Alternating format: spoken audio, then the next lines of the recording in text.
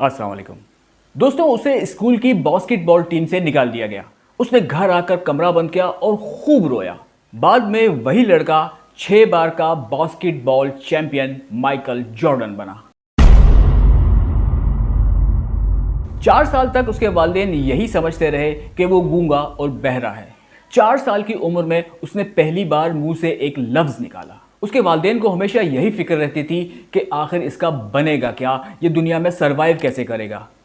उसका नाम था एल्बर्ट आइंस्टाइन। उसे बतौर न्यूज एंकर टीवी चैनल से निकाल दिया गया। ये कहा गया कि वो स्क्रीन पर अच्छी नजर नहीं आती।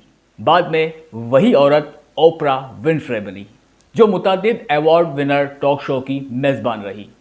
उसे दुनिया की अमीर तरीन स्याह फाम खातून होने का एजाज़ भी हासिल है और वो 20वीं सदी की ताकतवर तरीन खातून भी कहलाई।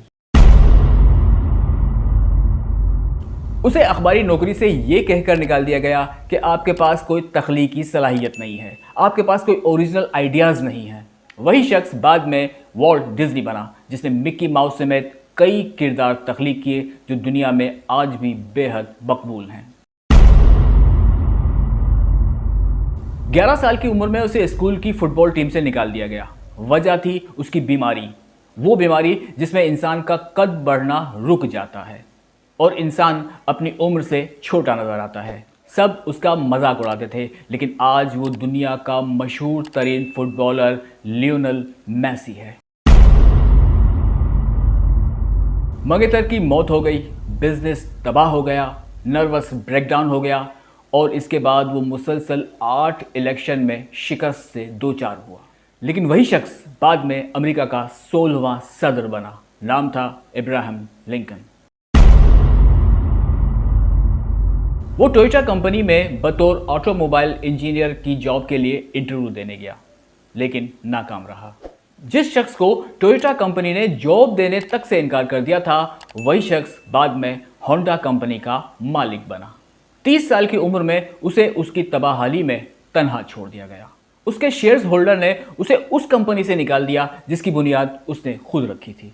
लेकिन बाद में वही शख्स दुनिया को टच स्क्रीन की टेक्नोलॉजी दे गया और दुनिया उसे एप्पल कंपनी के बानी स्टीव जॉब्स के नाम से जानती है।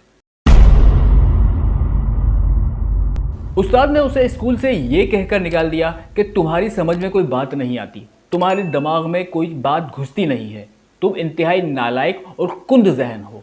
वही लड़का बाद में इलेक्ट्रिक बल्ब समेत 1000 ईजादात का बानी निकला और हम उसे थॉमस एडिसन के नाम से जानते हैं।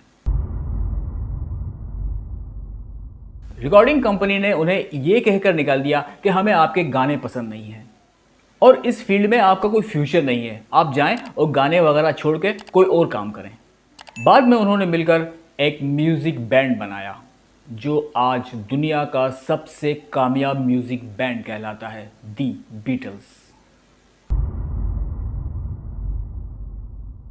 दोस्तों याद रखें, अगर आप कभी नाकाम नहीं हुए तो इसका यह मतलब है कि कभी आपने कोशिश ही नहीं की। अगर आप कभी नाकाम हुए हैं तो इसका मतलब है कि आपने कोशिश की है। कोई बात नहीं, कोशिशें नाकाम होती हैं, आप दोबारा कोशिश करें। दोबारा नाकाम होते हैं, आप एक और कोशिश करें। इतनी कोशिशें करें कि एक दिन आप कामयाब हो जाएं और यकीनन आप कामयाब होंगे, क्योंकि कामयाब वही होता है जो कोशिश करता है, जो हिम्मत करता है, जो मैदान में उतरता है। तो कहते हैं ना, गिरते हैं शहसवार ही मैदान जंग में। अब पैदल चलने वाला तो नहीं गिरेगा घोड़े पर से, शहसवार ही गिरेगा। तो दोस्तों हिम्मत ना हारें, कामयाबी का पीछा करते रहें। नाकाम होते हैं कोई बात नहीं, कोशिशें करते रहें, एक ना एक दिन कामयाबी खुद चलकर आपके पास आएगी, यकीन रखें। इजाज़त दीजिए, अल्लाह हाफ़िज़।